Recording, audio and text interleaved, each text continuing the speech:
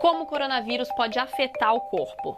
O coronavírus se propaga quando a gente inala gotículas que uma pessoa infectada expele no espirro ou na tosse. Ou quando a gente toca uma superfície, uma mesa, por exemplo, onde essas gotas caíram e colocamos as mãos nos olhos, no nariz ou na boca. É por isso que uma das recomendações mais importantes feitas por virologistas é exatamente para a gente lavar as mãos com frequência. E também para a gente tentar manter uma distância de cerca de 2 metros de outras pessoas. Mas e se isso não funcionar e contrairmos o novo coronavírus? Eu sou a Laís Alegrete, da BBC News Brasil aqui em Londres, e nesse vídeo eu vou contar o que pode acontecer com o corpo de quem tem a Covid-19. Vamos lá! Como é principalmente um vírus respiratório, começa infectando a garganta. Ele não pode se reproduzir sozinho, precisa sequestrar o mecanismo das nossas células. E o que ele faz é se fixar às células da mucosa do fundo do nariz e da garganta. Nessa posição estratégica, ele usa as proteínas que ficam na superfície como se fossem uma lança para penetrar na membrana de nossas células. Ele ultrapassa a membrana e já começa a dar à célula a ordem para produzir mais vírus. Em pouco tempo, o corpo pode produzir de 10 mil até 100 mil cópias. Quando estão prontas, destroem a célula de origem e começam a infectar as vizinhas. É quando o corpo percebe que o vírus está lá e produz uma resposta inflamatória para tentar combater esse invasor. Por isso, começamos a sentir desconforto e dor na garganta. A partir daí, vai para os tubos brônquicos, que são as vias aéreas que chegam até os pulmões e causam inflamação nas mucosas que revestem esses tubos. Isso gera irritação e é por isso que a gente começa a tossir. Aí a resposta inflamatória se intensifica porque o corpo está combatendo o vírus e, como consequência, aparece a febre. É nesse ponto que começamos a nos sentir mal e perder o apetite, por exemplo.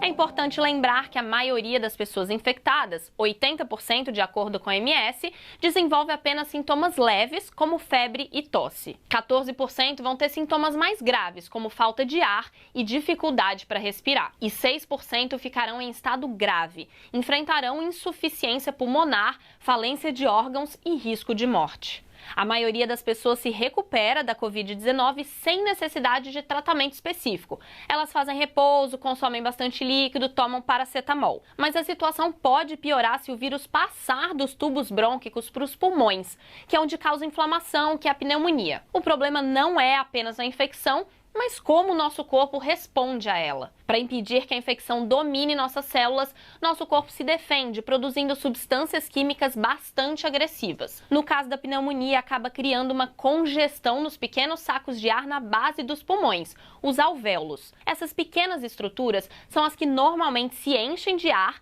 e, através de suas paredes, ocorre uma troca gasosa, pela qual o oxigênio chega ao sangue e nos livramos do dióxido de carbono. E se o corpo não recebe oxigênio suficiente, ocorre insuficiência respiratória. E o coração, sem oxigênio suficiente pela corrente sanguínea, não consegue funcionar. Quando o corpo não recebe o oxigênio necessário, o paciente deve ser hospitalizado e possivelmente ficar ligado a um respirador. Um dos especialistas consultados pela BBC compara a resposta inflamatória a uma guerra, na qual 2 exércitos lutam entre si, mas às vezes as bombas caem sobre a população civil ou sobre um hospital ou um museu, mas não atingem o inimigo. Em outras palavras, a resposta do sistema imunológico pode ser tão potente que acaba danificando o tecido onde o vírus está alojado. Uma pergunta que muitos se fazem é se o coronavírus fica nos pulmões ou se pode infectar outras partes do corpo. Alguns especialistas acreditam que a infecção pode sim se espalhar do nariz até o reto. Um estudo publicado na revista científica The Lancet é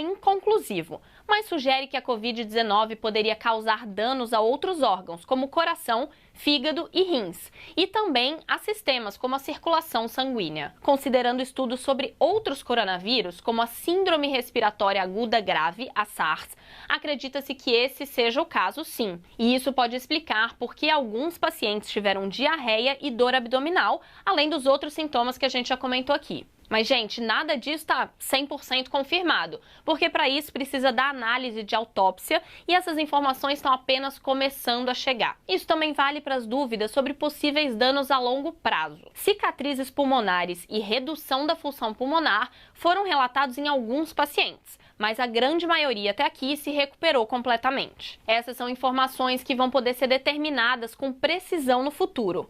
Agora, o foco está em ajudar a recuperação dos pacientes em situação mais grave, criar uma vacina e tentar evitar a propagação da doença. As informações desse vídeo foram feitas com base em uma entrevista com William Schaffner, que é professor de Medicina Preventiva e Doenças Infecciosas da Universidade Vanderbilt, nos Estados Unidos. A gente vai deixar o link da matéria aqui embaixo e quem não está inscrito no nosso canal ainda, não esquece de fazer isso. Até a próxima!